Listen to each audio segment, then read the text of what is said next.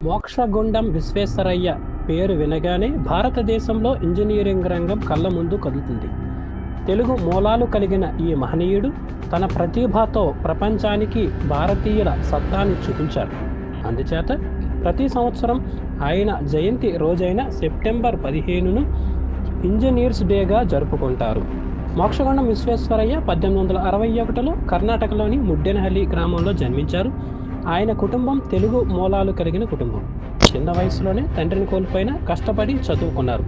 Pune engineering కాలేజీలో civil engineering చదివారు. మహారాష్ట్రలోని ఖడక్వాస్లా డ్యామ్ నిర్మాణం ఆయన ప్రతిభను చాటుతుంది. మైసూరు రాష్ట్రంలో అనేక అభివృద్ధి కార్యక్రమాలను అమలు చేశారు. కృష్ణరాజసాగర డ్యామ్ నిర్మాణం ఆయనకు చాలా కీర్తి తెచ్చిపెట్టింది. ఆ కాలంలో ఇంతటి భారీ ప్రాజెక్టు పూర్తి చేయడం ఒక అద్భుతం అని చెప్పాలి. ఆయన పథకాల వల్లనే మైసూరు రాష్ట్రం విద్యుత్, నీటి వనరుల దేశానికి ఆదర్శంగా నిలిచింది. మైసూరులో steel factory, sandalwood oil factory, బ్యాంకులు, విద్యా సంస్థలు ఆయన ప్రోత్సాహంతో ఏర్పడ్డాయి.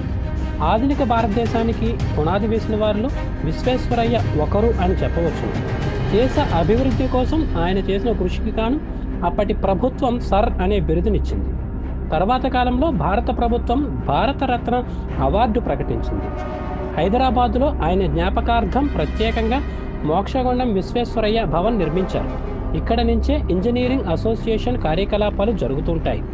ఇది యువ ఇంజనీర్లకు స్ఫూర్తి కేంద్రంగా మారింది.